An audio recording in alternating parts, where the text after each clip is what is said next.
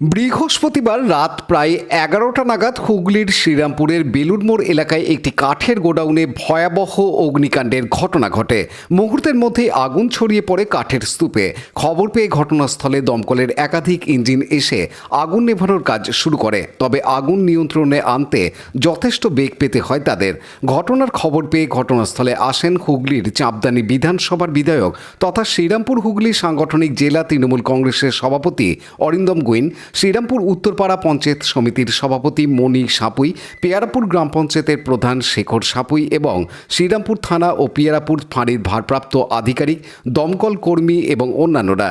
Police ও দমকল কর্তৃপক্ষ আগুন লাগার কারণ খতিয়ে দেখছেন। একটা ঘটনা আছে রাত্রিরে, প্রায় আপনি রয়েছেন, কি বলবেন বিষয়টা কি হয়েছে? এটা একটা ভয়াবহ আগুন।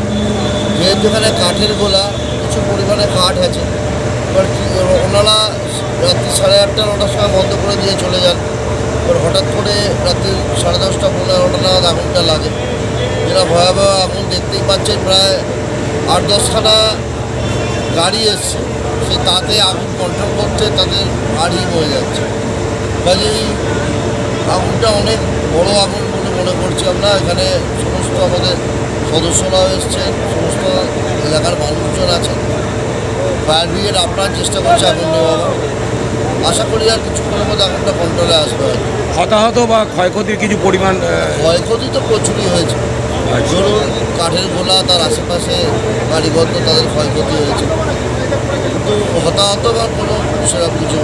একদম লাগোয়া বেশ কিছু বাড়িঘর রয়েছে, যাদেরকে কি নিরাপদ স্থানে সরানো হয়েছে? তাদের নিরাপদ স্থানে সরানো হয়েছে, তাদের গ্যাস সিলিন্ডার থেকে শুরু করে তাদেরও সমস্ত কিছু তাদের সরিয়ে দেওয়া হয়েছে, কিন্তু বাড়িগুলো ক্ষতিগ্রস্ত হয়েছে।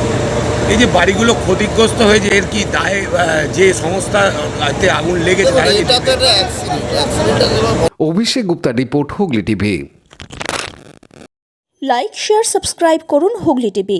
খবর এখন বুক পকেটে।